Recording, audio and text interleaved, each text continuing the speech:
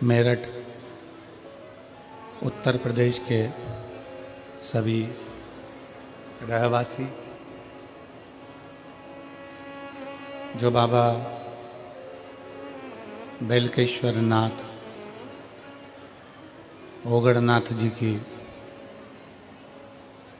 पवित्र भूमि पर रहकर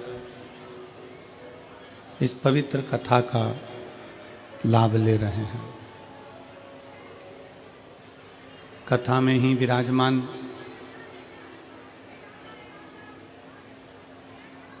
परम स्नेही भगवत कृपा पात्र परम पूज्य वंडे बाबा, फ्लाइट बाबा, जिनका आशीर्वाद आज कथा में आप और हमको मिल रहा है।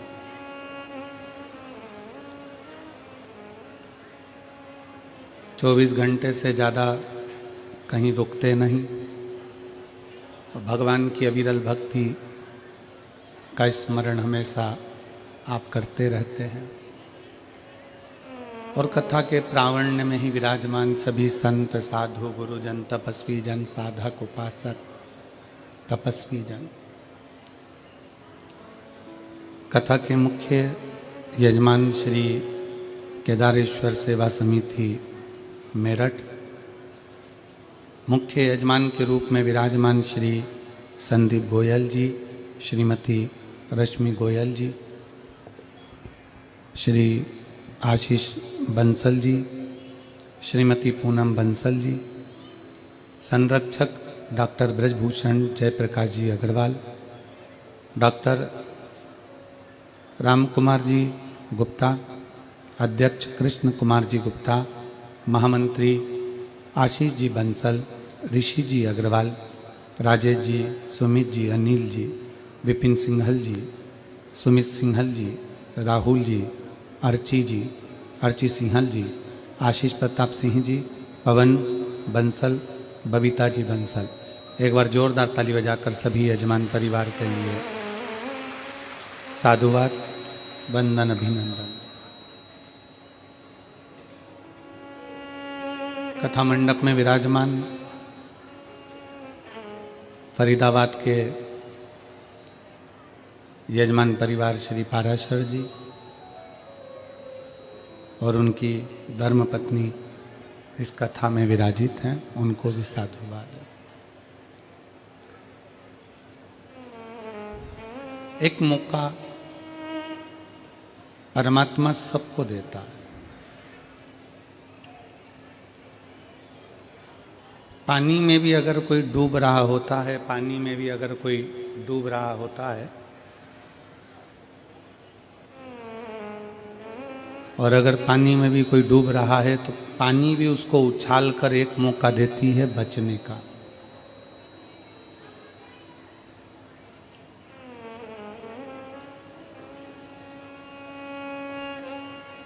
जल भी एक मौका देता है, पानी भी एक मौका देता है कि इससे बाहर निकल जा।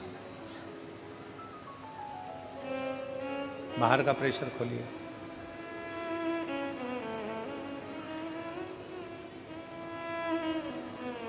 पानी स्वयं एक मौका देता है कि आप बाहर निकलो।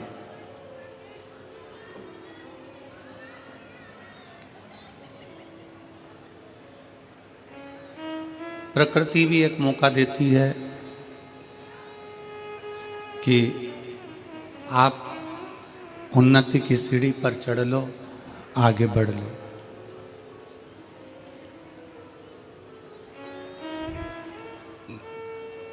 ऐसा संसार में कोई नहीं जन्म लेता,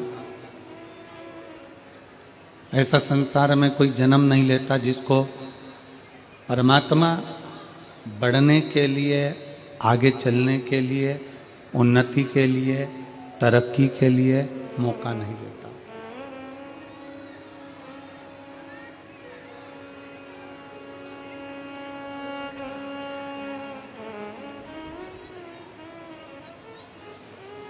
बस शिव महापुराण की कथा कथी है, भगवान शंकर का चरित्र कथा है, शिव तत्व कथा है, शंकर जी की कथा कथी है। शिव महापुराण की कथा वर्णन करती है, जो परमात्मा ने मौका दिया है उस मौके का सदुपयोग कर लो।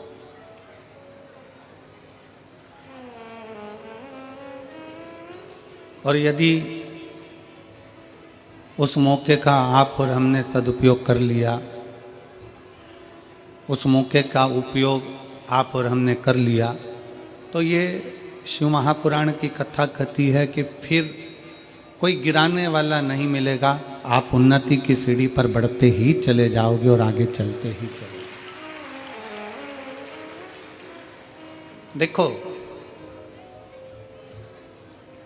एक दीपक होता है और एक अगरबत्ती होती है।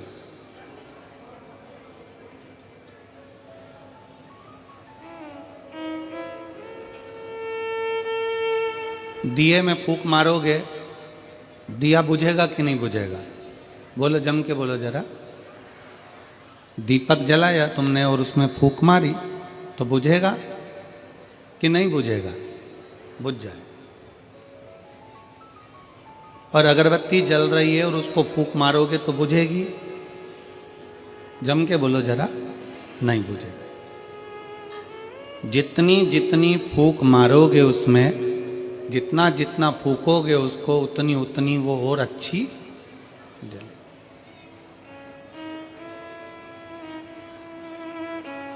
दीपक में फूंक मारी, दीपक बुझ गया। अगरबत्ती में फूंक मारी, वो बुझती नहीं है। क्यों ऐसा? किस लिए?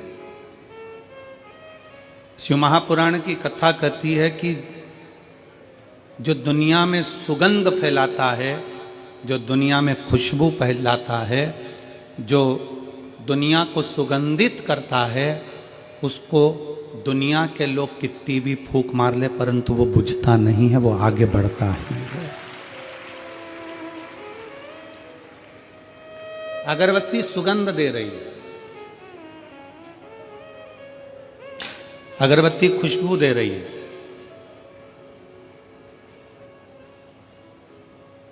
संत तुकाराम जी, संत नामदेव जी, मीराबाई, कर्माबाई, प्रहलाद जी, ध्रुव जी, मुक्ताबाई, रामकृष्ण परमहंस जी, चैतन्य महाप्रभु जी, श्रीमद् वल्लभाचार्य जी, श्री रामानुजाचार्य जी, श्री निम्बारकाचार्य जी, जगतगुरु श्री शंकराचार्य जी, और भारत के जितने जितने संत हैं, साधु हैं, गुरुजन हैं, तपस्वी जन हैं, साधक, उपासक हैं, ये वो अगरबत्ती हैं जो संसार में सनातन धर्म की, भगवत धर्म की, भगवत भक्ति की, राम भक्ति की, कृष्ण भक्ति की, शिव भक्ति की, देवी की भक्ति की अलग जगह है।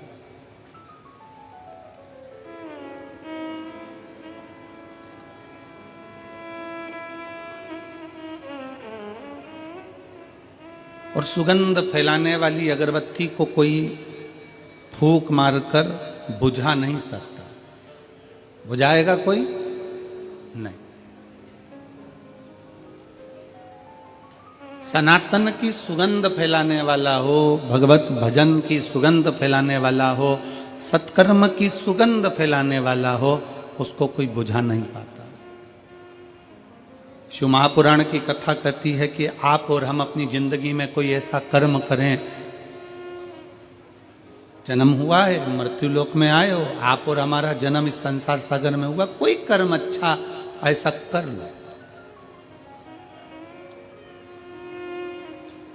आप मत 1 रुपया किसी को दान करो, आप अठन्नी भी किसी को मत दो। उस पैसे का सदुपयोग अपने ऊपर, खुद के ऊपर करो।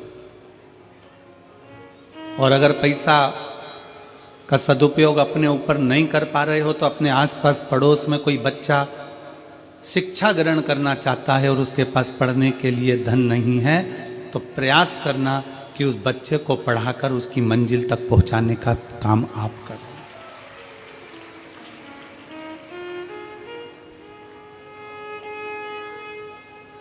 आप मत दो किसी को कुछ, आपके आसपास में, आपके मोहल्ले में कोई व्यक्ति बहुत परिवार में, कुटुंब में, रिश्तों में, नातों में बहुत बीमार पड़ा हुआ है, उसके पास में धन नहीं है, उसके पास में संपदा नहीं है, पैसा नहीं है। करो आप एक प्रयास कि थोड़ा दवाई का खर्चा हम उठा सकते हैं, थोड़ा दवाई का खर्चा अपन कर सकते हैं।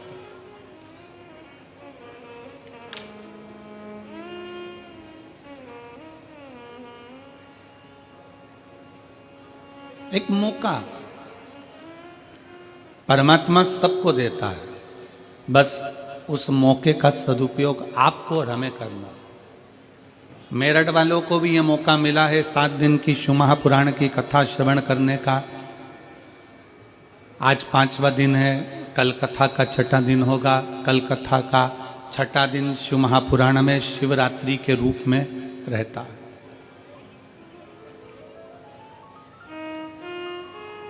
कल मेरठ के आसपास का क्षेत्र हो, चाहे मेरठ क्षेत्र हो, चाहे उसके आसपास के लोग हों, सब कल अपना अपना डेरा डम्बर ले लेकर आ जाते हैं और दिन में कथा सुनकर, रात्रि विश्राम कर कर, बाबा का भजन कर कर, दूसरे दिन सुबह 8 बजे से 11 बजे तक की कथा श्रवण कर कर सब अपने अपने गंतव्य की ओर बाबा से झोली भर कर ले जाते हैं।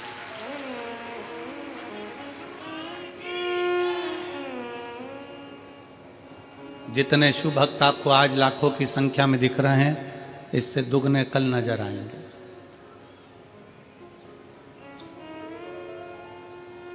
क्यों? क्योंकि महीने में 1 शिवरात्रि पड़ती है, वर्ष में 12 शिवरात्रि पड़ती है, पर शिव महापुराण की जो शिवरात्रि होती है 7 दिन की कथा में 6ठे दिन की शिवरात्रि, 5 दिन की कथा में 4थे दिन की शिवरात्रि इतनी मूल मानी जाती है कि लोग उस भाव से उस कथा को श्रवण कर कर दूसरे दिन भगवान से झोली भरकर मांग कर अपनी झोली भरकर चले जाते हैं और 3 महीने में फिर कथा के पंडाल में पहुंच जाते हैं। एक मौका देता है भगवान, एक मौका।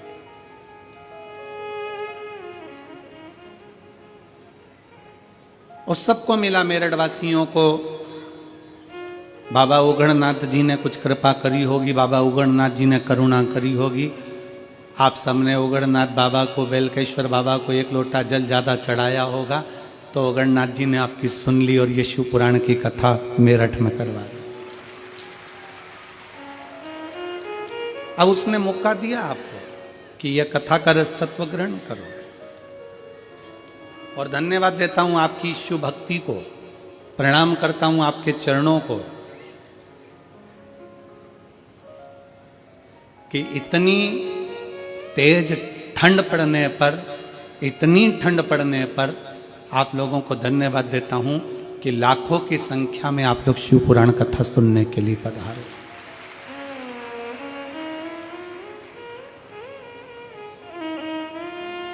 ये अविरल भक्ति है आपकी। भगवान शंकर की अविरल भक्ति आपके भीतर, आप उतारिए उसको। एक चींटी से हमको बहुत कुछ सीखने को मिलता है। एक चींटी सामूहिकता में रहती है, एक साथ रहती है, कतारबद्धता में चलती है और मिट्टी में भी, कचरे में भी अगर शक्कर का कण पड़ा होता है तो चींटी उसको उठा लेती है।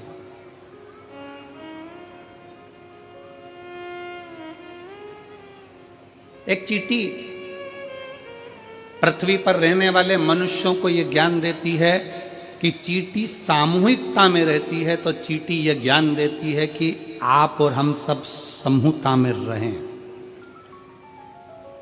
शायद उत्तर प्रदेश शासन के माननीय मुख्यमंत्री जी श्री योगी जी ने एक नारा दिया जनमानस को कि बटोगे तो कटोगे। माननीय मुख्यमंत्री जी ने एक नारा दिया उत्तर प्रदेश के योगी जी ने कि बटोगे तो कटोगे। ये क्यों नारा दिया? ये चींटी का वो समूह बता रहे हैं कि चींटी जब एक साथ रहती है तो बड़े से बड़े लकड़ी को, बड़े से बड़े कचरे को भी सामूहिकता में उठाकर ले जाती है। जब हम और आप समूह में रहेंगे तो किसी की सामर्थ्यता नहीं कि कोई तुम्हें काट दे। अपनी समूहता,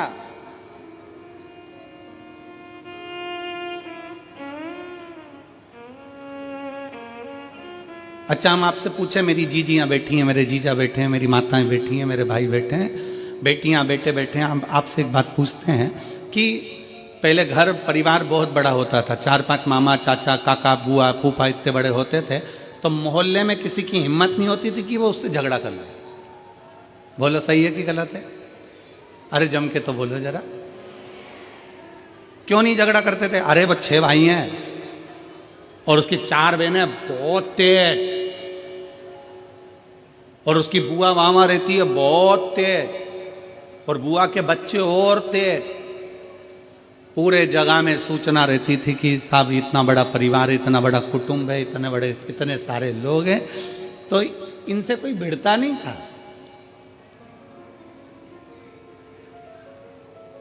आज क्या कहा जा रहा है? आज के जमाने की सोच आप लोगों के सम्मुख में पुराने समय की सोच को आज रखा जा रहा है। एक चींटी हमको ज्ञान उपदेश देती है कि हम सामूहिकता में रहते हैं तो बड़े से बड़ा कार्य कर लेते हैं। एक चींटी हमें ज्ञान देती है कि हम कतारबद्धता में चलते हैं, एक लाइन में एक कतार में चलते हैं। एक चींटी हमको ज्ञान देती है कि कचरे के ढेर में भी शक्कर का टुकड़ा, गुड़ का टुकड़ा पड़ा है तो मैं उठा लेती हूँ और लेकर चल देती हूँ। ये चींटी हमको ज्ञान देती है कि सामूहिकता में रहो, अपनी कतार में चलो, अपनी कतार, अपने धर्म को छोड़कर अन्य कतार में नहीं जाना। और चींटी तीसरी प्रेरणा देती है कि कचरे के ढेर में से भी शक्कर उठा लेती है, कचरे के ढेर में से भी गुड़ उठा लेती है। चींटी ये हमको प्रेरणा देती है कि दुनिया में ढेर सारे लोग मिलेंगे, कोई किसी तरह का मिलेगा, कोई किसी तरह का मिलेगा, कोई किसी तरह का मिलेगा, कोई अपशब्द कहेगा, कोई ताने देगा, कोई गाली देगा, कोई आड़ा टेढ़ा बोलेगा, सब तरह के लोग संसार में मिलेंगे। शिव महापुराण की कथा और चींटी का चरित्र कहता है कि कचरे के ढेर में से शक्कर उठा लो, उसी तरह संसार के लोगों में से जो तुमको अच्छा लगे उसकी अच्छाई को ले लो और उसकी बुराई को वहीं छोड़ दो। आप अच्छाई ग्रहण करो ना, हम अच्छा तो ले ही नहीं पा रहे।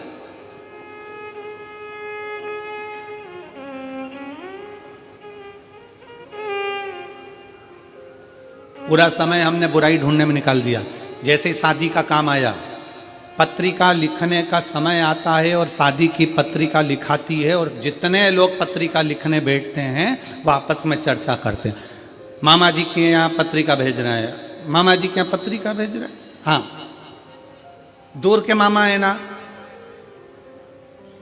दूर के मामा है ना, उन्होंने अपने को बुलाया था क्या? बस 2 जनी का लिख दो, ज्यादा जाने की जरूरत नहीं है।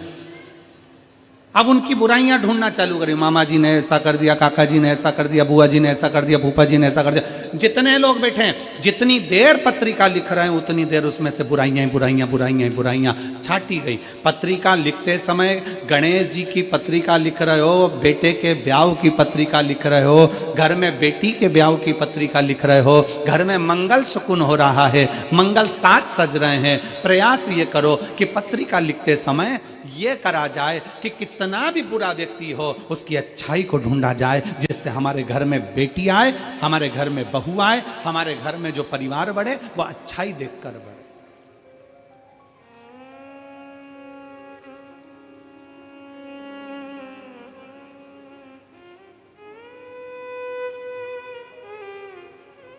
हम श्रेष्ठता देखें, चींटी की सामूहिकता,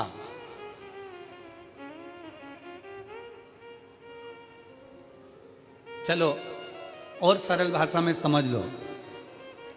एक चींटी झुंड में है, बहुत सारी चींटी है, उस पर तुम लात रखोगे क्या? जम के बोलो जरा जल्दी से, नहीं। और वो झुंड की चींटी में से एक चींटी अलग निकल गई, बाहर चली गई, साइड में चली गई, और वो तुम्हारे पांव के नीचे आके मर गई। अकेली थी, बट गई, कट गई, अकेली थी। माननीय सांसद महोदय बैठे हैं और मैं साधुवाद दूंगा आपको कि आपके मेरठ क्षेत्र में ये शिव महापुराण की कथा इतने शिव भक्तों के बीच में हो रही है, आपको उसके लिए साधुता है, बहुत बहुत साधुता। माननीय सांसद महोदय अग्रवाल जी को बहुत बहुत साधुता है। चींटी का झुंड है, उस पर पांव नहीं रख पाओगे क्योंकि तुम्हें लगेगा कि इतनी सारी चींटियां हैं, नहीं, काट लेगी, आ जाएगी। और अकेली है, पांव रखा गया, चले गए, समाप्त हो।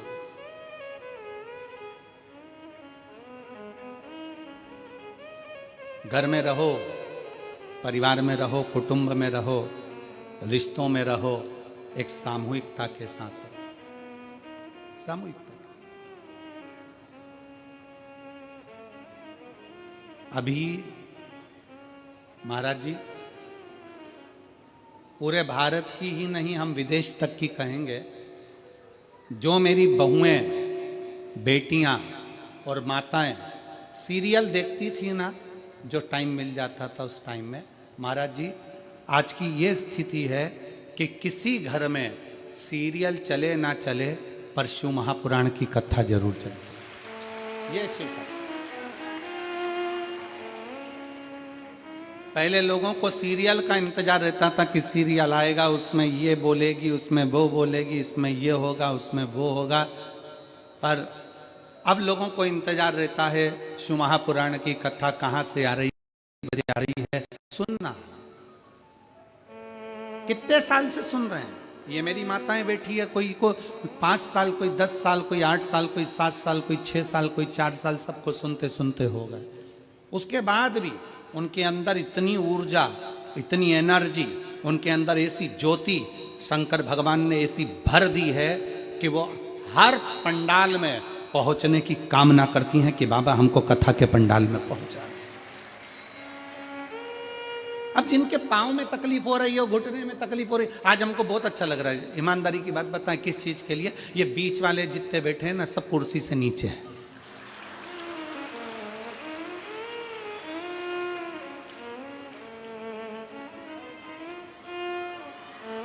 पूछें क्यों, काय के लिए, हमें क्यों खुशी हो रही है?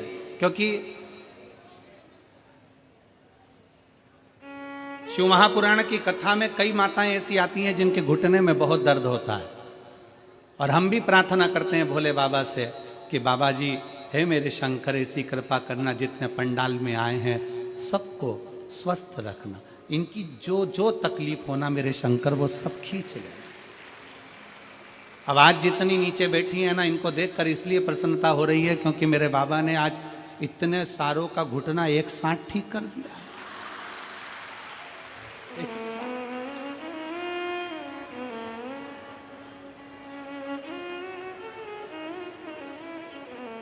और तेरी लीला का न पाया कोई पार, के लीला तेरी तू ही जाने। आशीष जी एक हमारे मुंबई के यजमान हैं, वो हर कथा में यजमान बनते हैं, काशी में भी बने, ओमकारेश्वर और महाकाल और सीहोर रुद्राक्षोत्सव में हर साल यजमान बनते हैं। और भोले बाबा उनकी जजमानी बनते हैं तो जजमान को ना जाने कहाँ से बाबा देवी देता है। तो आशीष जी उनका नियम है, कथा सुनेंगे, जब स्तुति करने का समय आएगा तब जमीन पर बैठ जाएंगे। तो हमने उनसे पूछा कि जमीन पर बैठते हो और कथा श्रवण कर कर जब स्तुति करने का समय आता है, श्री शिवाय नमस्तुभ्यम बोलने का, तो जमीन पर बैठकर बोलते हो, उसका फायदा क्या है?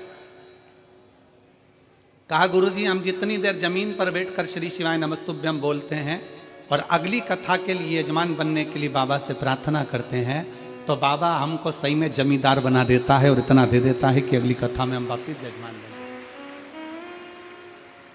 ये शिव कृपा, ये शंकर की उदारता।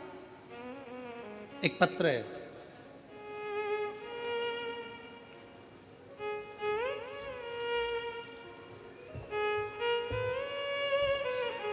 मैं दुजाना निवासी सुनीता शर्मा, गौतम बुद्ध नगर, ग्रेटर नोएडा से हूँ। कहीं बैठी हों तो हाथ हिला सकती हैं। मैं दुजाना निवासी सुनीता शर्मा, गौतम बुद्ध नगर, पत्र को आप लोग एलईडी पर पढ़ सकते हैं, गौतम बुद्ध नगर, ग्रेटर नोएडा से हूँ। गुरुजी, मैं आपकी कथा 2021 से सुन रही हूँ। अगर कहीं बैठी हों और आई हों, बच्चे को लाई हों तो लेकर आ सकती हूँ व्यासपीठ पर। आपकी कथा 2021 से सुन रही हूं। एक लोटे जल का क्या वर्णन करूं गुरुदेव। शादी को 19 वर्ष निकल चुके थे और 19 वर्ष से कोई संतान नहीं थी। सभी डॉक्टरों को दिखाया पर कोई लाभ नहीं हुआ। फिर आपकी कथा ग्रेटर नोएडा के उमा पब्लिक स्कूल में आयोजित हुई। वहाँ रोज कथा सुनने गई और बाबा से अर्जी लगाती, बैठती और बाबा से विनय करती, बाबा तूने सबकी झोली भरी है तो मेरी भी तो भरो। बाबा, मैंने सुना है कि पंडाल में बैठकर कथा श्रवण करने वाले की झोली तो भरता जरूर है, मुझ में क्या कमी रह गई। ग्रेटर नोएडा की कथा में बाबा से 5 दिन कथा के पंडाल में विनय करी और 19 वर्ष के बाद बाबा ने मेरे को संतान दी। मैं बाबा को प्रणाम करने के लिए 19 वर्ष के बाद मेरे घर में संतान की प्राप्ति हुई। शादी के बाद लोग इंतजार करते हैं 1 साल, 2 साल, 3 साल, 4 साल, 5 साल, 6 साल, 7 साल की शादी के बाद संतान होगी। 8 साल, 9 साल, 10 साल, 11 साल। जिसके यहाँ पर 4 साल, 3 साल शादी के बाद संतान नहीं होती, उसको बेचैनी होने लगती है कि संतान क्यों नहीं।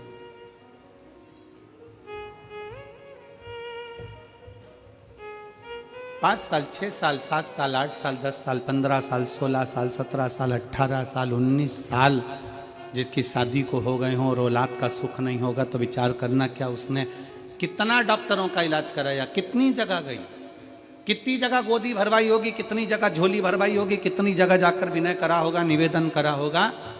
पर उस बहन ने लिखा कि मैंने ग्रेटर नोएडा की कथा उमा पब्लिक स्कूल के उस प्रांगण में बैठकर सुनी और बाबा से कहा तूने सबकी झोली भरी तो मेरी भी भर देना।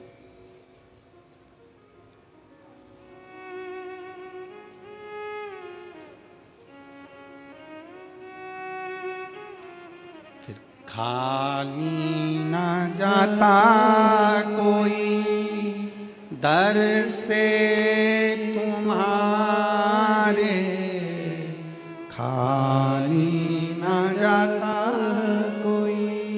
दर से तुम्हारे, मैं भी खड़ी हूँ नन्ही बाहें पसारे, अपने हृदय से लगा लो, लगा लो, गिरा जा रहा हूँ उठा दर से अब तो न टालो, गिरी जा रही हो उठा लो, आप जिस भाव से भगवान से प्रार्थना करते हो, जिस हृदय से शिव से अपने मन की बात करते हो, इस कथा में हमारा एक नियम है हर कथा का कि अपने डेरे से जहाँ हम ठहरते हैं वहाँ से चलकर जहाँ कथा स्थल पर आते हैं, दोनों जगह हर जगह एक ही बात जरूर करते हैं, ए बाबा किसी स्त्री की गोदी खाली मत रखना और किसी पुरुष की जेब खाली मत रखना।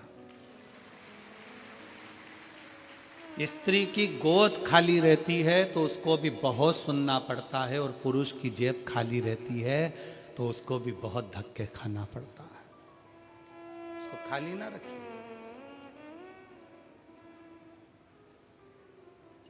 जिसके पास में धन नहीं होता ना, जिसके पास में पैसा नहीं होता, धन नहीं होता, वैभव नहीं होता, थोड़ी संपदा नहीं होती, उससे पूछो कि उसकी दशा क्या होती है। अपने भी साथ छोड़ देते हैं, अपने भी पीछे हट जाते हैं। धन के साथी हजारों हैं, धन नहीं तो कोई नहीं। सुख के साथी हजारों हैं, जब दुख पड़ा तब कोई नहीं। वाहवारी दुनिया मतलब की दुनिया में किसी का कोई नहीं।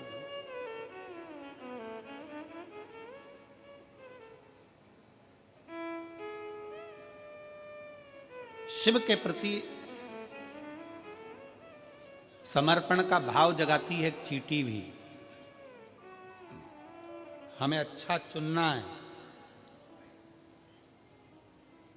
सरोवर पर हंस भी बैठ रहा है और कौवा भी बैठ रहा है। हंस भी बैठ रहा है और कौवा भी सरोवर पर बैठ रहा है। कौवा मोती नहीं चुनेगा, हंस मोती चुन लेगा। आप अच्छा चुनो, अच्छा देखिए, अच्छा करिए, अच्छा समझिए। और फिर निवेदन है, दिया बुझाया जा सकता है पर अगरबत्ती नहीं बुझा सकते। फूंक से नहीं बुझा सकते। आप उस अगरबत्ती को फूंक से नहीं बुझा सकते, क्योंकि वो सुगंध दे रही है, वो खुशबू दे रही है। उसकी सुगंध चारों तरफ है, उसकी खुशबू चारों तरफ है। भारत के जितने संत हुए, साधु हुए, सन्यासी हुए, तपस्वी हुए, साधक हुए, उपासक हुए, इन्होंने करा क्या? इन्होंने सुगंध फैलाई।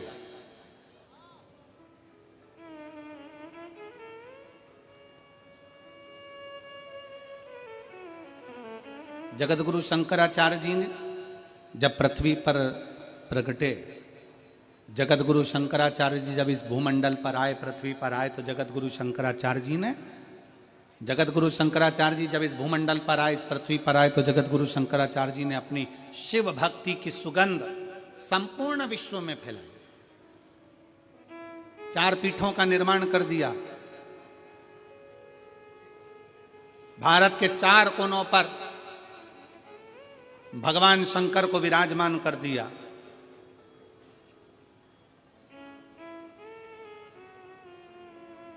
कहीं रामेश्वर है, कहीं सोमनाथ है, कहीं केदारनाथ है, कहीं स्वयं मेरा शिव महाबलेश्वर के रूप में विराजमान है।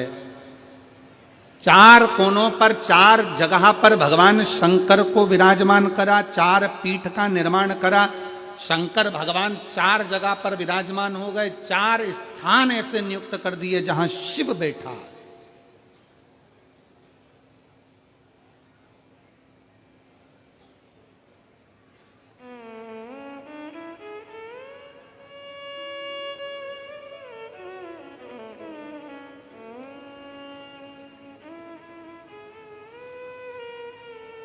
कई लोग जो बोलने वाले होते हैं ना, बड़े अपशब्दों के साथ में बोल जाते हैं कि आने वाले समय में हम अपना वर्चस्व फैलाएंगे, भारत को हम अपना कर लेंगे।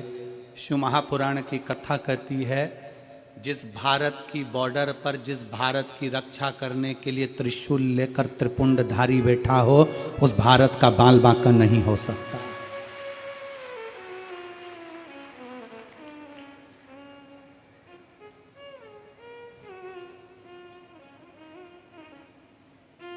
उस भारत का बाल बांका नहीं हो सकता जहां पर त्रिपुंडधारी, त्रिशूलधारी, त्रिनेत्रधारी शंकर चारों तरफ बैठे हैं। कहीं केदार के रूप में, कहीं सोमेश्वर के रूप में, कहीं रामेश्वर के रूप में, कहीं महाबलेश्वर के रूप में। 4 स्थान पर मेरा शंकर अगर विराजमान है चारों तरफ से वो बॉर्डर के ऊपर बैठा हुआ है रक्षा करने की।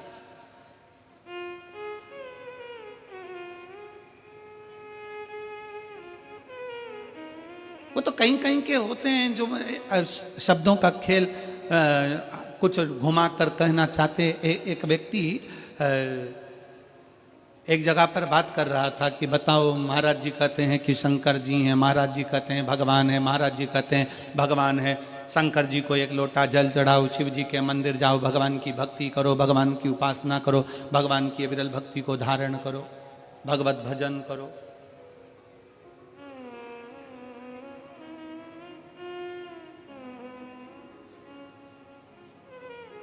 होता है, बहुत सारे मिलेंगे तुमको भी।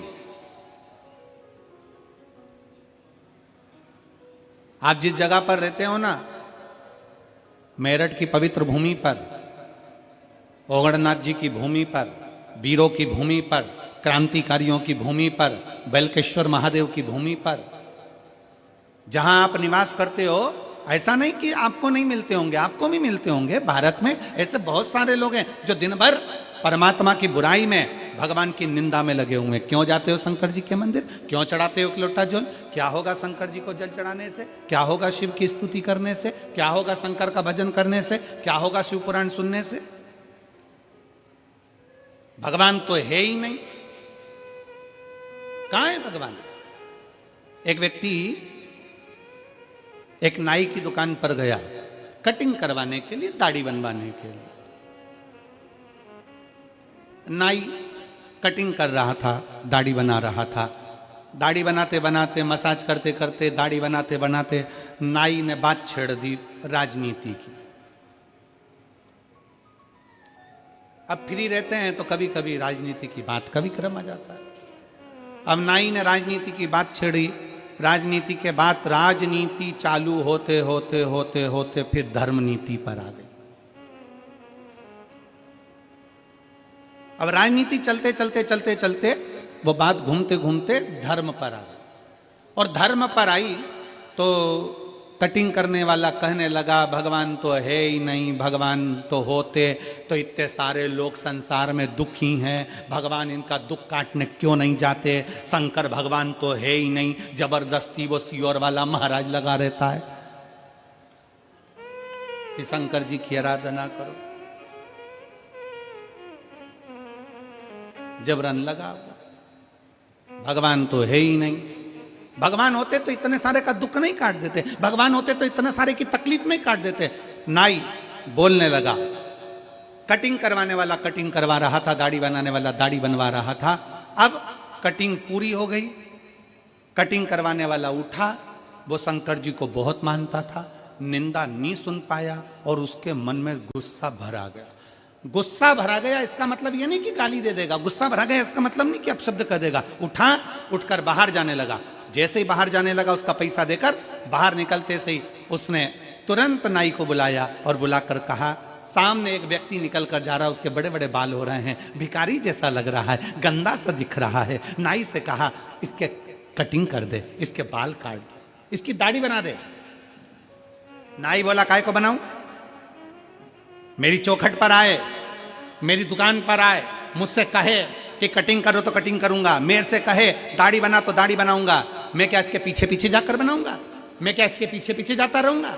मेरे पास आकर बोलेगा तो कटिंग करूंगा, मेरे पास आकर बोलेगा तो दाढ़ी बनाऊंगा। मैं किसी के पीछे पीछे जाकर कटिंग और दाढ़ी नहीं बनाता।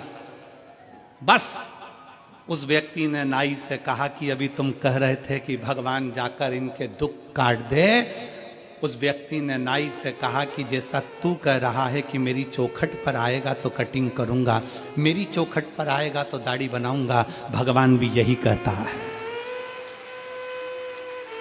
भगवान भी यही कहता है कि तू मेरे पास आ। भगवान भी यही कहता है तू मेरी चौखट पर आ। भगवान भी कहता है तू मेरे दरवाजे पर आ। अगर तू मेरे दरवाजे पर आएगा तो मैं तेरा दुख काटूंगा जरूर। जैसे नाई की दुकान पर जाओगे तो बाल काटेगा, उसी तरह कपड़े की दुकान पर जाओगे तो कपड़ा भी वो काटेगा। मना नहीं है। उसी तरह उस परमात्मा के दरवाजे पर जाओगे एक लोटा जल लेकर शंकर जी की शरणागति में जाओगे, एक लोटा जल लेकर शंकर जी के पास में पहुंचोगे, एक लोटा जल लेकर शिव की स्तुति करने जाओगे, उसकी दरवाजे पर एक लोटा जल समर्पित करने के लिए जाओगे, तो ये निश्चित है वो दुख काटेगा जरूर। सारी समस्या का हल एक लोटा जल। आ जाओ, दुख क्यों ना काटेगा, काटेगा।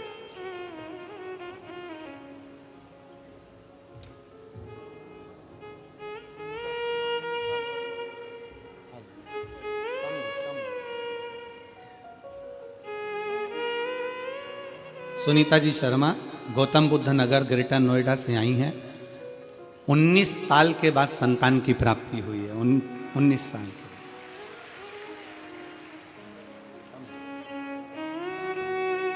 शंभु श्री शिवाय नमस्तुभ्यम। प्रणाम करो।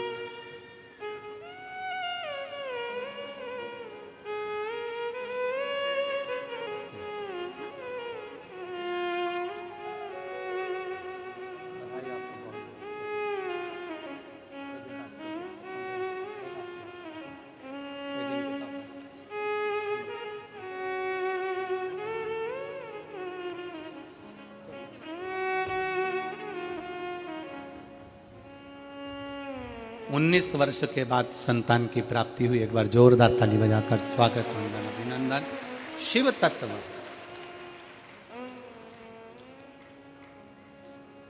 आप उसके दरवाजे तक जाओ, आप उसकी चौखट तक जाओ, आप उसके द्वार तक पहुंचो तो, और जब आप उसकी चौखट तक पहुंचोगे, स्पीकर नहीं चल रहे हैं, आके सुनो पहले इसको। जब आप उसकी चौखट तक पहुंचोगे, आगे के चल रहे हैं 2 पर ये 4 नहीं चल रहा है। जब आप उसके मंदिर तक जाओगे, उसकी चौखट तक जाओगे, उसके द्वार तक जाओगे, तो वो सुनेगा, दुख काटेगा। जाना पड़ेगा। आप सबसे पूछें, मेरी जीजियों, मेरे जीजाओं, बेटियों, बेटाओं, मेरी माताओं, मेरे भाई, जब से आप शंकर भगवान को एक लोटा जल चढ़ाना चालू करे हो, वो तारीख से आज तक विचार करना कि बाबा ने तुमको पीछे नहीं सरकाया, आगे ही बढ़ाया।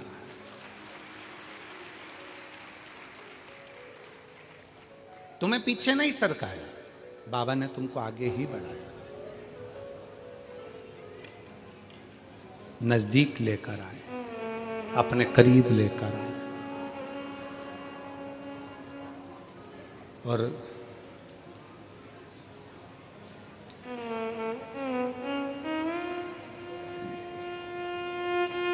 उसको ढूंढो। संसार में आए हो ना, तो उसको थोड़ा सा ढूंढने का प्रयास करो, मिलेगा।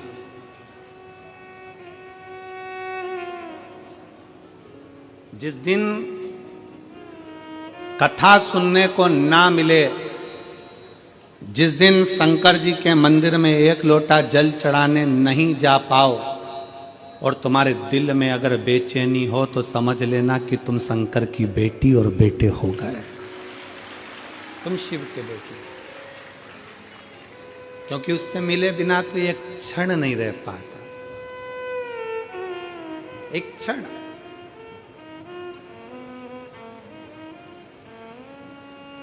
वो कहते हैं ना,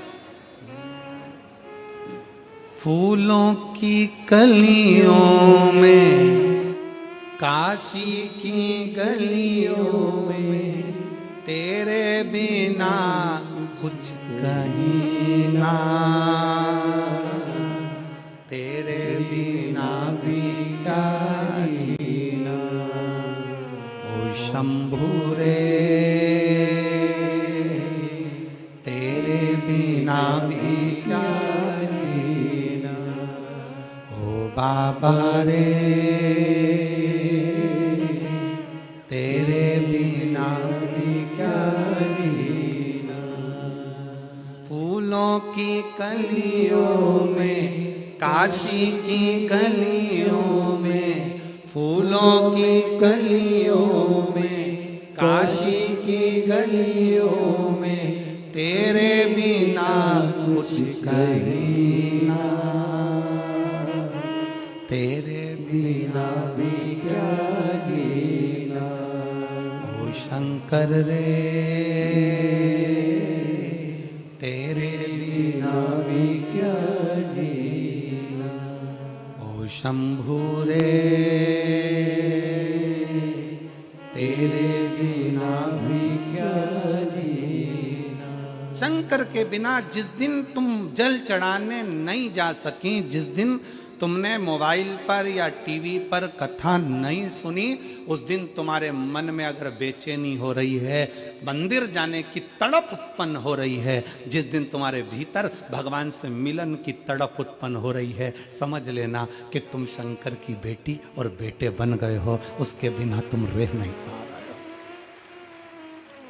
उसके बिना तुम रह नहीं पा रहे हो।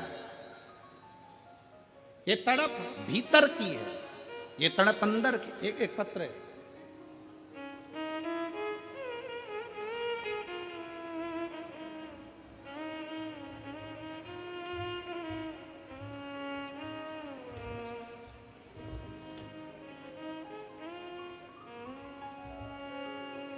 मैं निशु कुमार जिला हापुड़ का रहने वाला हूं। कहीं बैठे हो निशु कुमार हापुड़ से, तो एक बेलपत्र लेने के लिए आ सकते हो, हाथ हिला सकते हो। मैं निशु कुमार जिला हापुड़ से रहने वाला हूं। मैं बाबा को पत्र के माध्यम से बताना चाहता हूं कि ग्रेजुएशन करने के बाद पहला कंपटीशन ग्राम पंचायत अधिकारी का 2018 में दिया। 2018 में ग्राम पंचायत अधिकारी का मैंने एग्ज़ाम दिया, जिसमें असफल रहा। उसके बाद काफ़ी कंपटीशन एग्ज़ाम दिए, हर बार 2-3 नंबर से रह जाता। मेरी माता शिव मंदिर जाती थी, किसी ने उनसे शिव पुराण कथा के बारे में बताया और माता टीवी के माध्यम से कथा सुनने लगी। माता ने मुझे शिव मंदिर जाने को कहा, मैं भी कथा सुनना नित्य मंदिर जाने लगा। मैंने 2 बार पशुपतिनाथ का व्रत रखा। 2018 में जो पेपर हुआ था, अखबार में आया कि दोबारा पेपर होगा। मैं शंकर के मंदिर जाना चालू करा और बाबा ने ऐसी कृपा करी कि जो अखबार में आया कि जो 2018 में पेपर दिया था वो दोबारा से होगा, और दोबारा से पेपर होगा। अखबार में आया, सुनने में आया तो पेपर लीक हो गया और 2022 और 23 में दोबारा पेपर होगा। मैंने महादेव से कहा, प्रभु इस पेपर में जरूर मुझे पास कर देना। मैंने अपनी पढ़ाई को तेज कर दिया। जैसा गुरुजी आप कहते हो कि कर्म प्रधान है, अभी तक जितने पढ़े उससे 4 गुना पढ़ाई करो। अभी तक जितनी मेहनत करी उससे 4 गुना ज्यादा मेहनत करो। अभी जितना पढ़ रहे हो इससे 4 गुना ज्यादा पढ़ो, अच्छी मेहनत करो। अभी तक जितना पढ़ा उससे अधिक गुना पढ़ो। और हमने पढ़ाई को तेज कर दिया। महादेव का नाम लेकर दिसंबर 2023 में आगरा पेपर देने गया और मेरा परिणाम 2024 सितंबर माह में आया। भोले बाबा की कृपा, एक बेलपत्र, एक शहद का प्रयोग, हापुड़ में ही ग्राम पंचायत अधिकारी बनने का मौका मिल गया और बाबा ने मुझे ग्राम पंचायत अधिकारी बना दिया। एक लाइन अच्छी लिखी आप और हम गुनगुनाते। बखान क्या करूं मैं राखों के ढेर का, चपटी भभूत में खजाना कुबेर का। हे गंगाधार मुक्ति द्वार ओमकार तू, भोले ओमकार तू। आयो शरण तिहार शंभु तार तू। उस बेटे ने अपनी माता के कहने पर शिव महापुराण पर भरोसा कर कर अपनी विद्या को 4 गुना बढ़ाया, अपने कर्म को 4 गुना बढ़ाया, अपने अध्ययन को 4 गुना।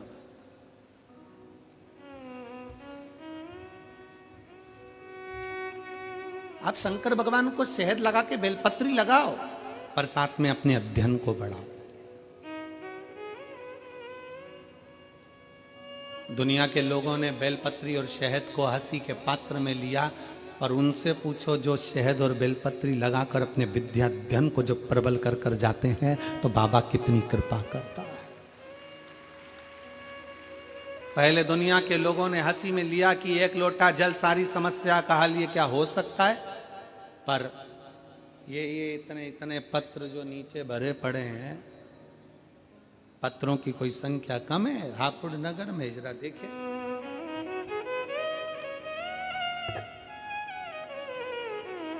अभी तो 5वां दिन है, 7 दिन में बाकी है।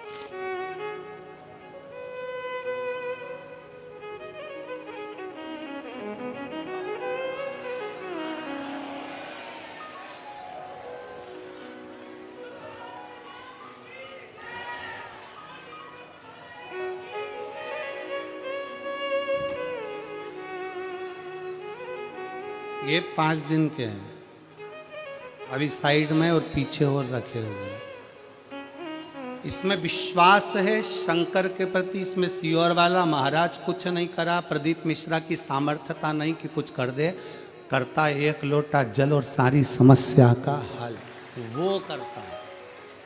इसमें किसी की सामर्थ्यता नहीं है, इसमें किसी की सामर्थ्यता नहीं हो सकती कि कोई कुछ कर ले। इन पत्रों में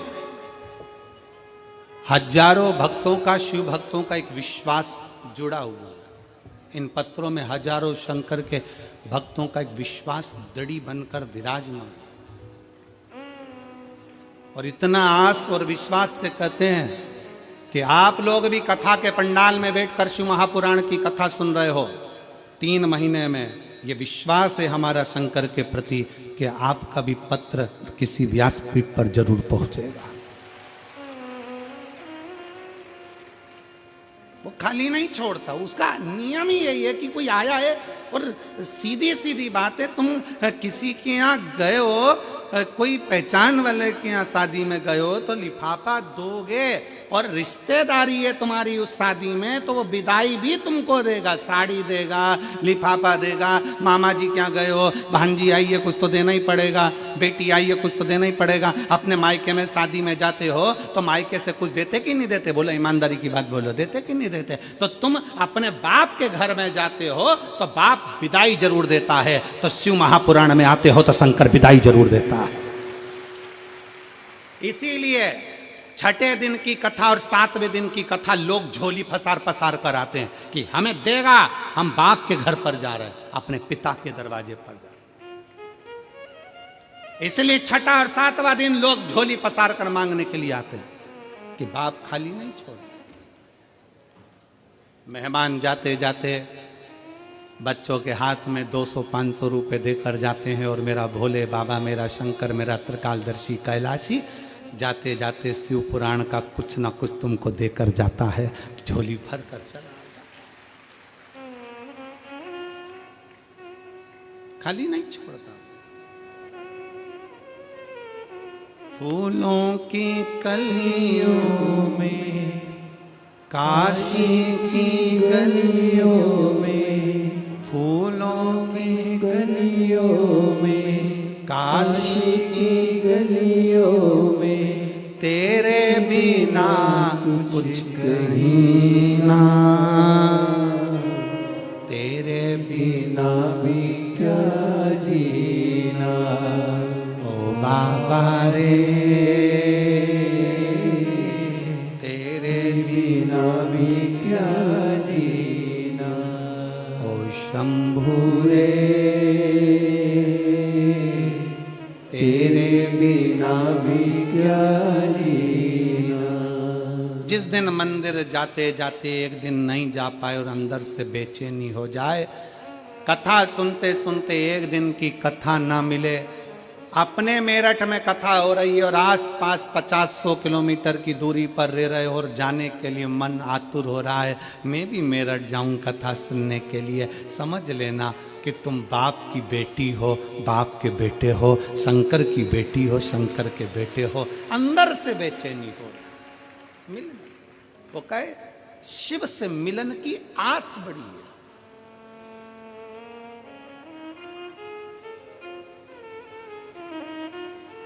शिव से मिलन की आस,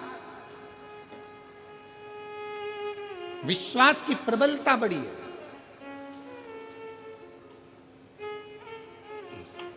कितना सुंदर एक चरित्र है तारकासुर के बेटों का। तारकासुर के बेटे तारकाक्ष, विदुम्माली, कमलाक्ष की। तारकासुर के 3 बेटे तारकाक्ष, विदुम्माली और कमलाक्ष की। जब पिता तारकासुर मर गए, तारकासुर के प्राण छूट गए, तो तारकाक्ष, विदुम्माली और कमलाक्ष की तीनों ने विचार करा कि मरना तो हमको भी है, प्राण तो अपने भी जाना। हमारे पिताजी ने, तारकाक्ष, विदुम्माली और कमलाक्ष की तीनों कहते हैं कि हमारे पिताजी तारकासुर ने वर में मांगा था कि मैं शंकर जी के पुत्र के द्वारा मरूं। उनको भगवान शंकर का विवाह देखना था और उनके बेटे का द्वारा प्राण छूटना थे, उनका दर्शन करना था।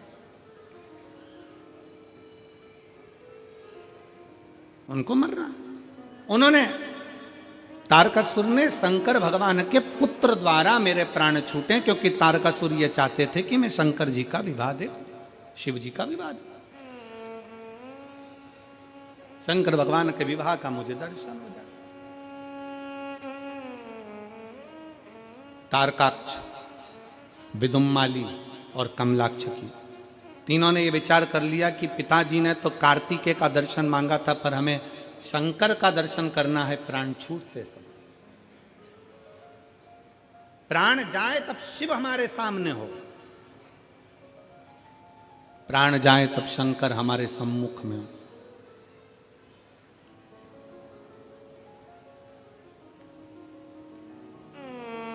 कई माताएं अपने अपने भजनों में उसको गाती रहती हैं कि भजन करता छूटे जी मारा प्राण, ओ जी मारा सांवरी।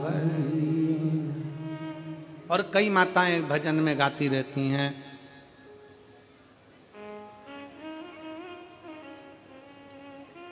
गंगा जी का तट हो, यमुना का बंसी बट हो, मेरा सांवरा निकट हो, जब प्राण तन से छूटे।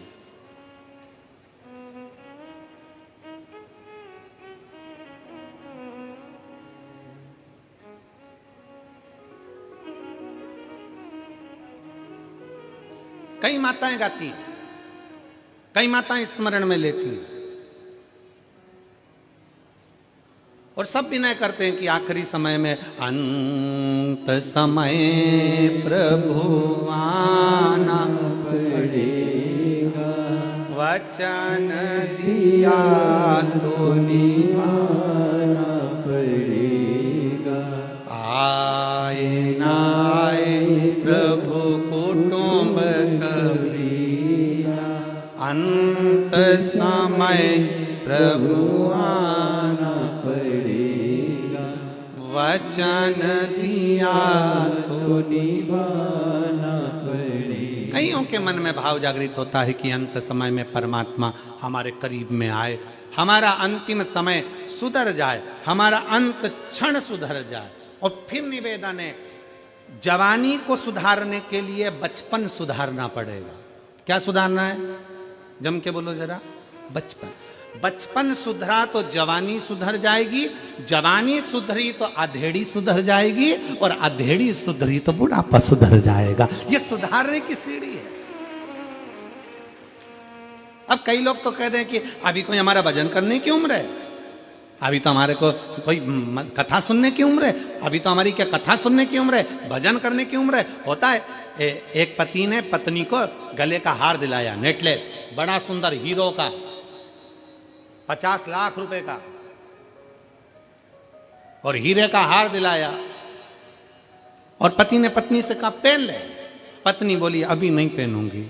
पहन लेना तो क्या हुआ पहनने में, अभी नहीं पहनूंगी। तो फिर देवर के लड़के की शादी होगी ना, उस दिन पहनूंगी। ठीक है, शादी की सालगिरह आ गई। पति ने फिर पत्नी से कहा आज तो अपन दोनों की शादी की सालगिरह में तुझे घुमाने ले गया था, वहां से मैंने तुझे नेकलेस दिलाया था, वो पहन ले। पत्नी बोली अभी नहीं पहनूंगी, अभी जरा देवर के लड़के की शादी होगी तब पहनूंगी। और देवर के लड़के की शादी होना थी मार्च में, और जनवरी में निपट गई।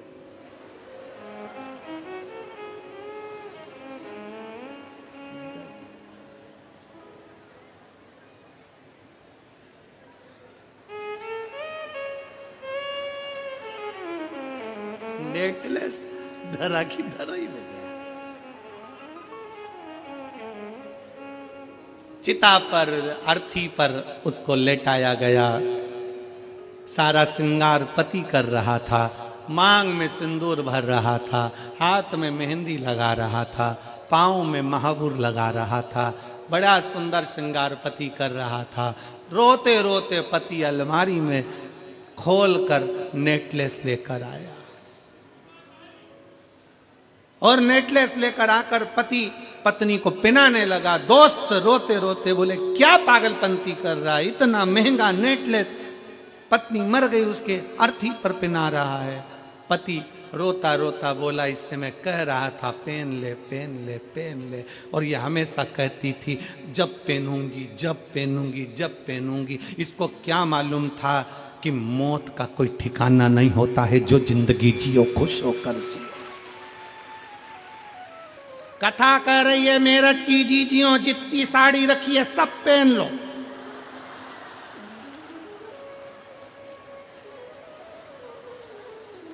जीवन का किसको ठिकाना।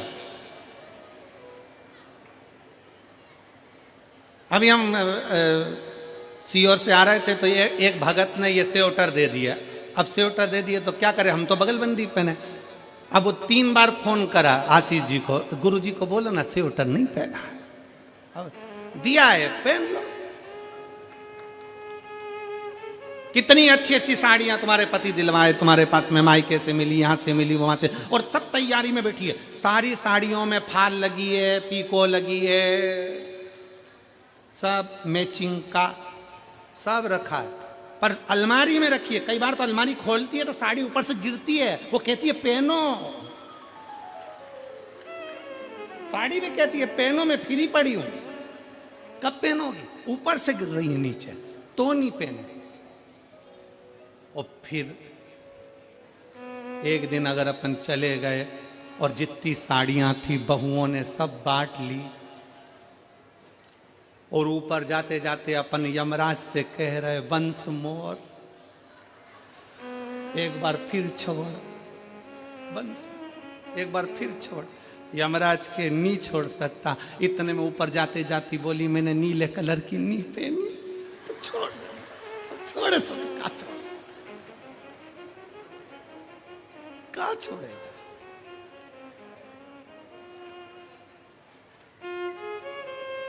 महाराज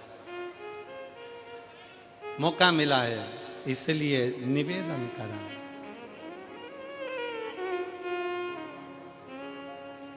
इसलिए निवेदन करा। ओ भोला सब दुख काटो शिव शंकर जपो तेरी माला, भोले बाबा जपो तेरी माला, भोला सब दुख काटो हमारा। ओ भोला सब दुख काटो हमारा।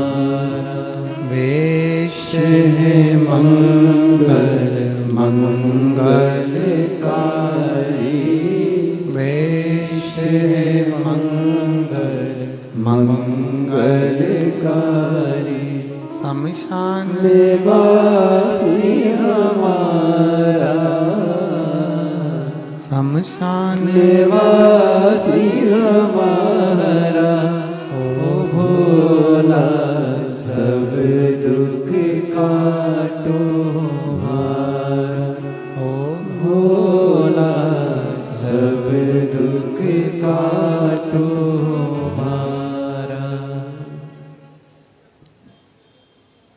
भगवान देवादिदेव महादेव भगवान शिव ओगरदानी त्रिकालदर्शी कैलाशी अविनाशी भगवान शिव की कथा कह रही है, शिव तत्व कह रहा है।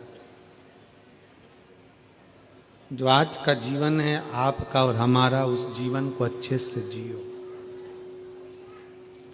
तारकासुर के 3 बेटे तारकाक्ष, विदुम्माली और कमलाक्ष की,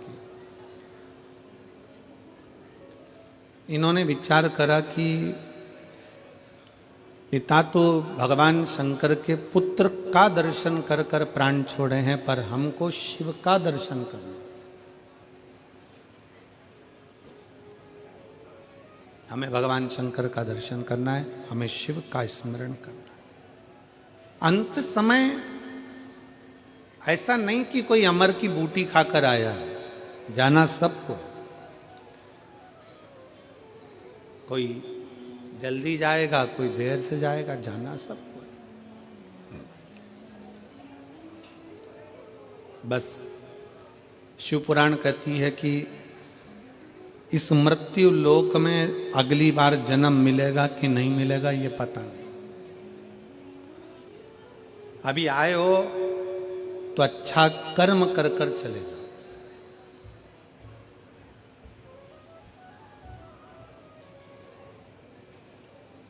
कुछ अच्छा करने का प्रयास करो। शरीर अच्छा दिया ना उसने, अरे बोलो तो जम के, अच्छा दिया ना। दोनों नेत्र दिए हैं दर्शन करने के लिए, श्रवण शक्ति दी है कथा सुनने के लिए, मुख दिया भजन करने के लिए, हाथ दिए दान पुण्य और सेवा करने के लिए, पांव दिए तीर्थ करने के लिए, कथा में जाने के लिए, अच्छी बुद्धि दी है।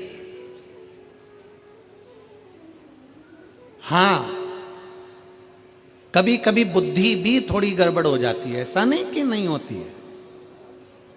उसको हमारी भाषा में हम कह देते हैं कई बार कि ऐसा ना सोचा जाए कि बुद्धि गड़बड़ नहीं होती। कई बार बड़े बड़े संत साधु महात्मा की भी बुद्धि गड़बड़ हो जाती है, तो इंसान की तो जाने दो। लंकाधिपति रावण जैसा विद्वान, कितनी विद्वत्ता उसके अंतर्गत, और उसकी बुद्धि गड़बड़ हो गई। कंस जो विद्वत्ता में भी प्रबल था, उसकी बुद्धि गड़बड़ हो गई थी। हो जाता है कभी कभी। जैसे एक महिला, एक स्त्री, एक नारी रजस्वला होती है, महीने में एक बार नारी रजोधर्म धारण करती है, रजस्वला होती है, और रजस्वला होने पर वो नारी जैसे घर में काम नहीं करती है, पूजन नहीं करती, पाठ नहीं करती, उसी तरह जैसे स्त्री रजस्वला होती है और वो अच्छा कार्य नहीं करती है, उसी तरह मनुष्य की बुद्धि भी महीने 2 महीने में रजस्वला हो जाती है। वो बुद्धि भी काम करना बंद कर देती है। कभी कभी बुद्धि भी काम करना बंद कर देती, बुद्धि भी रजस्वला हो जाती है। अच्छी चल रही है, अच्छा बुद्धि काम कर रही है, अच्छा चित्त लग रहा है, अच्छा कार्य हो रहा है, मालूम पड़े बुद्धि ने काम करना बंद कर दिया, गलत मार्ग पर चली गई। कोई गलत दोस्त मिल गए, गलत मित्र मिल गए, गलत सोच वाले मिल गए, निंदा वाले मिल गए, चुगली वाले मिल गए, बेकार मिल गए। तो निवेदन है, जैसे स्त्री रजस्वला होती है, काम करना जब बंद कर देती है तो एकांत में अपना आसन लगाकर बैठ जाती है, एकांत में विश्राम कर लेती है, एकांत में रहती है। उसी तरह शिव महापुराण की कथा कहती है, भगवान शंकर का चरित्र कहता है, जब तुम्हारी बुद्धि काम करना बंद कर दे, तुम्हें लगे कि ये गलत जगह जा रही है, कहीं मदिरा पान में, कहीं वेश्यावृत्ति में, कहीं जुए में, कहीं मांसाहार में गलत जगह अगर जा रही है, और बुद्धि जब निंदा में, चुगली में ज्यादा जाने लगे, तो फिर एक काम करना, जैसे रजस वाला स्त्री एकांत में रहती है, उसी तरह जब बुद्धि सही जगह ना चले तो थोड़ा 1-2 दिन भगवान शंकर के मंदिर में रोज अपना समय लगा कर एकांत में बैठकर शिव का नाम का जाप करो। धीरे धीरे बुद्धि काम करना प्रारंभ करो, बुद्धि काम करेगी।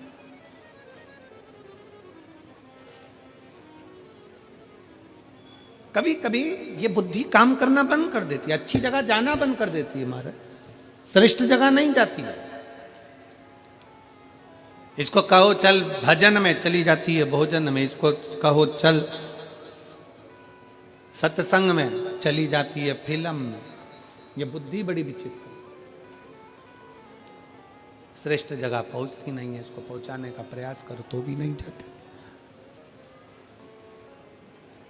और फिर निवेदन है आप सबको, मेरठ के एक एक श्रोता भाई बहनों को, शिव भक्तों को, शंकर जी के ये अविरल भक्त जो लाखों की संख्या में पहुंचे हैं, पंडाल में जगह नहीं, पंडाल के बाहर बैठे हुए हैं, ऐसे शिव भक्तों को मैं नमन करते हुए कहता हूं, आज भोले बाबा ने, भगवान शंकर की कृपा से, ओघड़नाथ बाबा की कृपा से आपकी बुद्धि श्रेष्ठ जगह पर तुमको लेकर आई है, मतलब कुछ अच्छा करना चाहती है,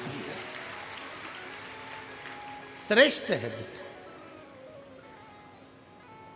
कई लोग कहते हैं गुरुजी कथा सुनने से कुछ हो सकता है क्या, कथा सुनने से कुछ मिलेगा क्या, कथा सुनने से कुछ प्राप्त होगा।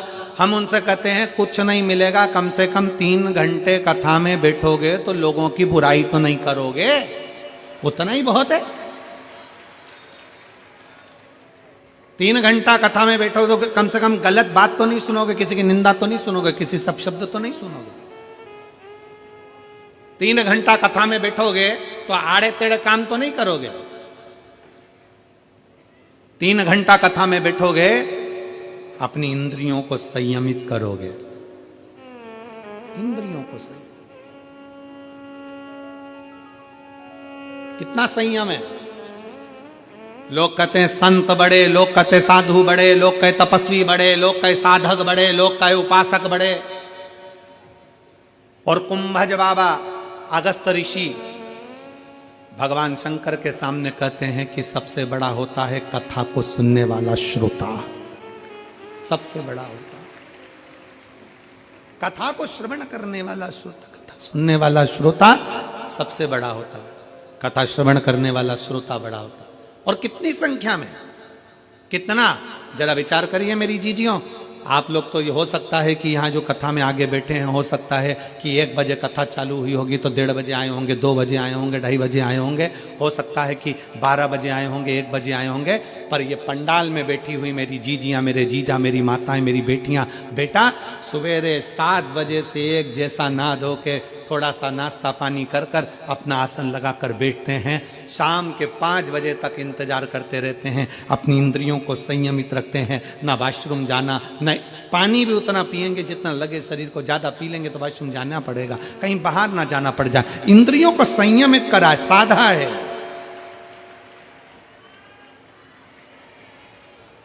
अपनी इंद्रियों को साधा, और इतना साधा इंद्रियों को कि कथा में बैठते हैं उस समय पर अपना चित्त, अपना मन, नयन कथा में, श्रवण कथा में, वाणी कथा में, चित्त कथा में, हृदय कथा में, सब कथा में लगा। क्या मिलता है कथा में जाने से? तो कहा संत साधु हम नहीं बन सकते, हम तपस्वी, हम साधक, हम उपासक नहीं बन सकते, हम बहुत बड़े सन्यासी, साधु, तपस्वी नहीं बन सकते, कम से कम एक श्रेष्ठ श्रोता तो बन सकते हैं, बस इतना बन गए वो भी बहुत है, बहुत। उसके आश्रित तो हो गए। तारकासुर के 3 बेटे तारकाक्ष, विदुमाली, कमलाक्षकी ने विचार कर लिया, तीनों ने मन बना लिया और तीनों विचार में लग गए कि अपने को भगवान शंकर का दर्शन करना है। वर किससे मांगना है? ब्रह्मा जी से। वर मांगा ब्रह्मा जी से, ब्रह्मा जी का तप करा, साधना करी और वर मांगा। ब्रह्मा जी ने पूछा क्या चाहिए? कह दिया हम तीनों कभी मरे ना, भगवान ने कह दिया, ब्रह्मा जी ने, ये तो हो नहीं सकता कि तुम मरोगे नहीं, मरना तो पड़ेगा और मृत्यु निश्चित है, आएगी जरूर, एक ना एक दिन तुम्हारे प्राण जाएंगे जरूर। कोई तुमसे कह देना कि मेरे पास आकर बैठ जाओ, मैं तुम्हारे को दुख नहीं आने दूंगा, समझ लेना पक्का बेवकूफ बना रिया है, पक्का बेवकूफ बना। ऐसा हो ही नहीं सकता। संसार में जन्म लिया है तो दुख तो साथ में लिखा कर लाए हो।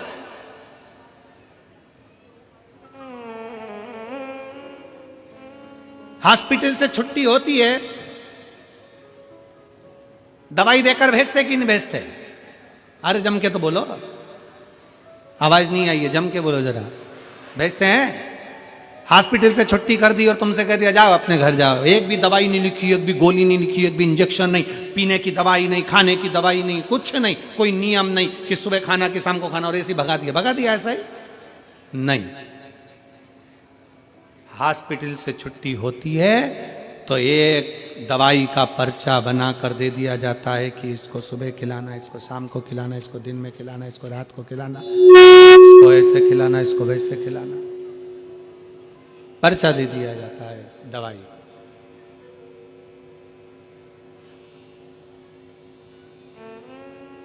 हॉस्पिटल से छुट्टी हुई और तुम्हारे हाथ में एक पर्चा थमा कर भेज दिया गया।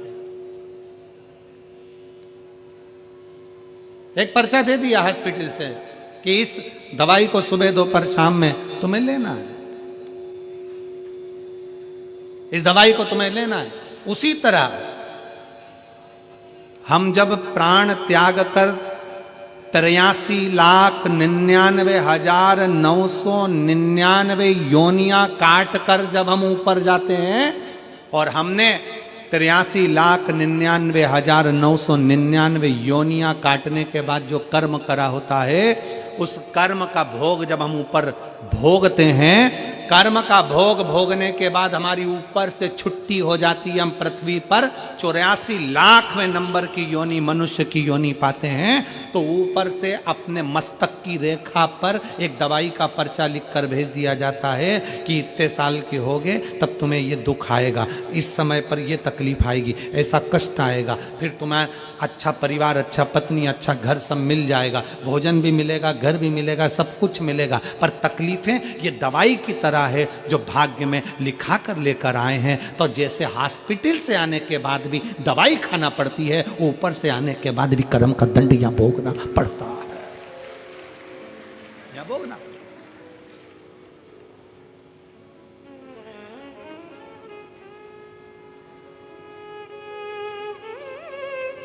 कर्म का दंड यहां भोगना पड़ेगा। मनुष्य देह मिली है, मानव का शरीर मिला, इसको भोगना है। अब कोई तुमसे कह दे कि दुख हमारे पास में आओ, हम तुम्हारा दुख काट देंगे। भगवान राम जी के इतने बड़े बड़े गुरु जी थे, इतने बड़े बड़े गुरु थे, और राम जी को वन जाना था तो भी गुरुओं ने ये नहीं कहा कि हम तुम्हें वन जाने से रोक सकते।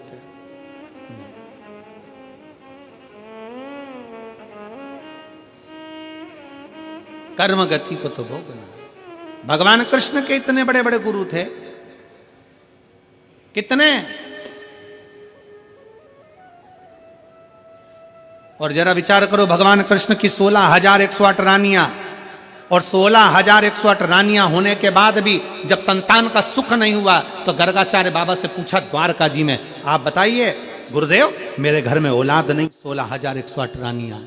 गर्गाचार्य बाबा ने भगवान शंकर की आराधना करवाई, एक एक रानी के साथ में 11-11 दिन तक, एक एक रानी के साथ में 11-11 दिन तक भगवान शंकर की शिवलिंग की आराधना करी गई, एक एक रानी के साथ। भगवान शंकर प्रसन्न हो गए, शिव जी प्रसन्न होकर वर दे दिए, भगवान शंकर ने कृपा कर। शिव जी बोले, तुमने 16,108 रानियों के साथ, एक एक रानी के साथ 11-11 दिन तक बैठकर, भगवान शंकर कहते हैं तुमने मेरी आराधना करी है, इसलिए तुम्हारी एक रानी से 11-11 संतान होगी, 10 छोरा, एक छोरी, 1,77,186 तुम्हारे घर बच्चे होंगे। ये शिव की कृपा से हुए, शंकर की उदारता से, शिव की करुणा से, उनकी उदारता से, उनकी दया से ये बच्चे।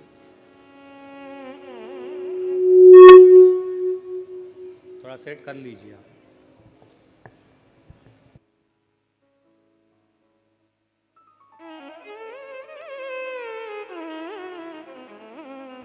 सारे मॉनिटर बंद कर दीजिए, फिर भी तो गुनगुन आवाज आ रही है।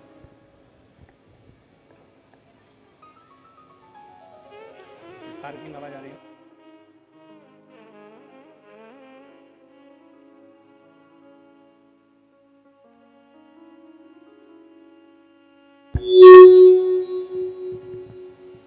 भगवान शंकर की स्तुति, शिव की कृपा। जब मेरे राम जी महाराज ने देखा ये गुनगुन आवाज आ रही है, इसको बंद करवाओ।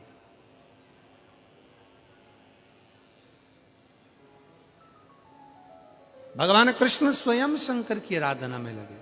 भगवान कृष्ण जब राम जी महाराज लंका पर चढ़ाई करने के लिए गए, लंका पर चढ़ाई करते समय उनके स्मरण में आया कि जिस रावण की लंका में मैं जा रहा हूं,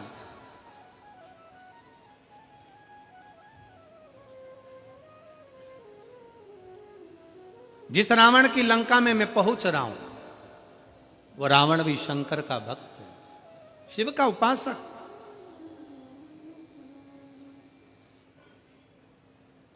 बस बंद हो गया।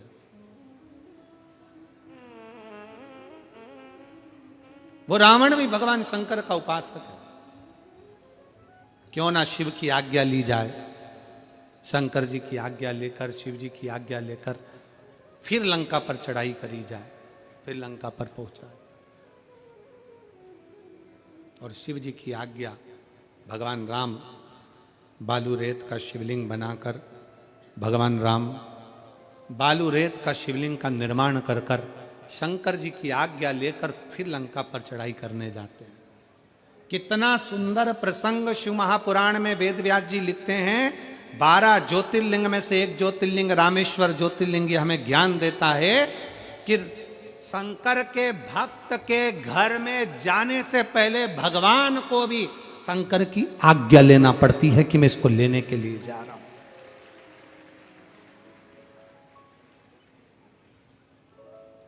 अकाल मृत्यु वो मरे जो काम करे चंडाल का, काल उसका क्या बिगाड़े जो भक्त हो महा काल का।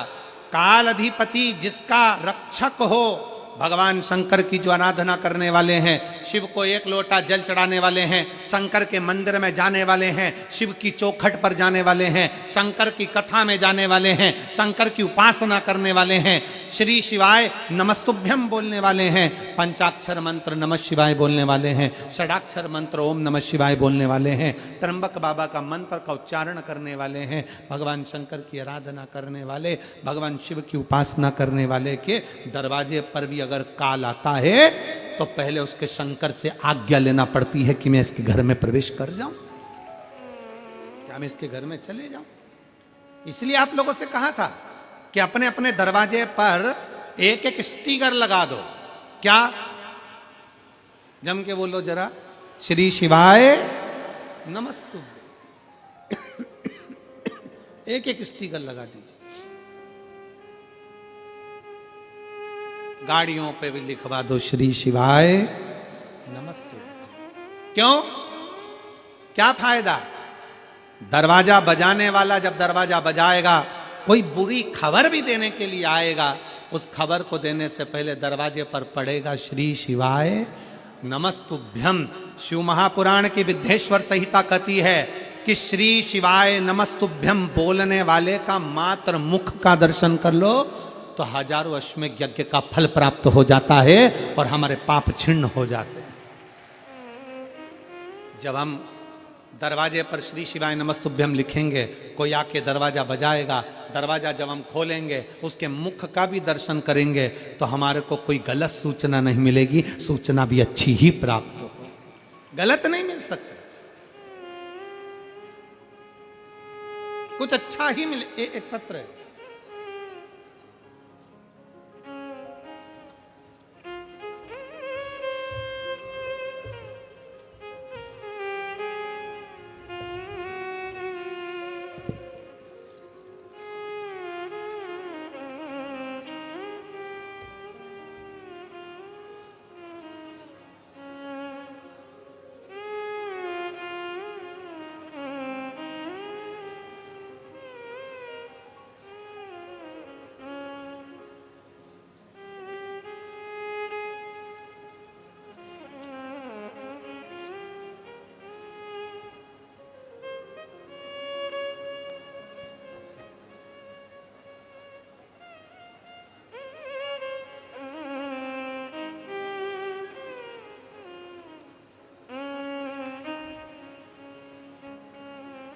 मैं नीतांशी मोरती शाहजहांपुर से रहने वाली हूँ। मेरा मोबाइल नंबर ये है। आप लोग एलईडी पर आस्था चैनल के माध्यम से पत्र पढ़ सकते हैं। मैं अपने कुबेर भंडारी का क्या वर्णन करूं, मेरा मोबाइल नंबर ये है। हम जब भी सीओर आए हैं तब तक कुछ ना कुछ पाया है। गुरुजी मेरी शादी को 4 साल बीत गए थे। कहीं बैठी हो तो एक हाथ आपके, आप ही लोग हैं। श्री शिवाय नमस्तुभ्यम। आ जाइए, बेलपत्र ले जाना, आ जाओ। बच्चा आया है इस हाथ में, उसको भी ले आइए। जब जब हम सीहोर गए हैं बाबा के धाम में कुछ ना कुछ लेकर आए हैं। मेरी शादी को 4 साल बीत गए। मेरे पति चंदन गुप्ता ने बहुत डॉक्टरों का इलाज दिल्ली, लखनऊ, शाहजहांपुर सब जगह करवाया, कोई लाभ प्राप्त नहीं हुआ। तब मेरे पति और मम्मी ने मुझे पशुपति व्रत के बारे में बताया। मैंने आपके द्वारा बताए गए व्रत का, आंकड़े की जड़ का दोनों उपाय किया। जब मंदिर जाती तो वहीं बैठकर बाबा के पास बेलपत्र भी रोज खाया करती। मंदिर के दरवाजे पर फिर 2023 में मेरे पापा और मम्मी पति ने दिसंबर महीने में जाकर संकल्प लिया कि 2023 फरवरी में रुद्राक्ष महोत्सव में जाएंगे। और तब बाबा का ऐसी कृपा हुई कि बाबा ने हमारी झोली खुशियों से भर दी और मेरा गर्भ ठहर गया और बाबा की कृपा से मैं मां बन गई। मैं बाबा को धन्यवाद देने के लिए आई हूं। गुरुदेव 3 महीने बाद ही हम किराए के मकान में रहते थे और बाबा की ऐसी कृपा हुई कि बाबा के धाम पर होकर आए और 3 महीने बाद ही मेरा घर भी मेरे बाबा ने बनवा दिया। गुरुदेव मेरा भाई जो कई सालों से नौकरी के लिए अप्लाई कर रहा था, बाबा की ऐसी कृपा हुई, हम तीसरी बार जब कुबेरेश्वर धाम गए तो मेरे भाई की जॉब उत्तर प्रदेश पुलिस विभाग में लग गई। मैं बाबा को उसके लिए भी धन्यवाद देने के लिए आई हूँ। आज मैं बाबा को यहाँ प्रणाम करने के लिए आई हूँ। ये कृपा शिव की है। एक पत्र और देखिए।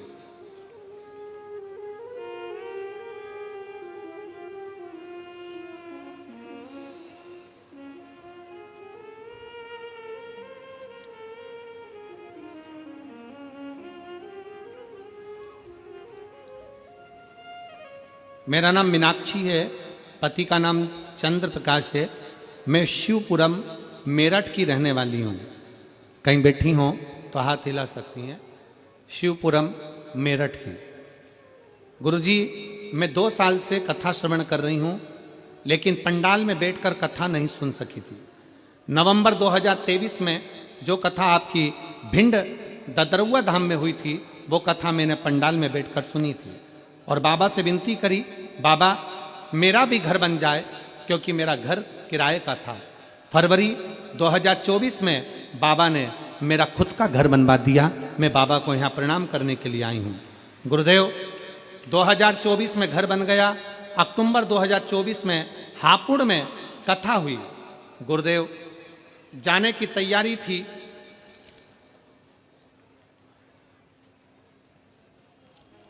तभी मेरी पोती की तबीयत अचानक से खराब हो गई और हमें मालूम पड़ा कि उसको फिट आना प्रारंभ हो गए। फिट के लिए हम बड़े बड़े हॉस्पिटल में भी गए। रात्रि का समय था, 2 बज रही थी, कोई ने लिया नहीं। तब एक हॉस्पिटल में उसको एडमिट करा, पर वहां पर भी डॉक्टर रात को नहीं थे। तब एक कंपाउंडर के कहने पर हमने शंकर भगवान के मंदिर में जल चढ़ाया और बेटी को दिया। उसी कंपाउंडर से पूछकर दवाई लेकर हम आ गए और बेटी को दवाई दी। दवाई देने के बाद मैंने विचार कर लिया, कुछ भी हो मैं हापुड़ की कथा में जाऊंगी। बेटी को हापुड़ की कथा में ले गई और बाबा के भरोसे पर बस प्रणाम करवाया और जल पिलाया। मुझे क्या मालूम था कि कंपाउंडर की दी हुई गोली भी डॉक्टर के बराबर ही होती है। और बाबा ने ऐसी कृपा करी कि उस दिन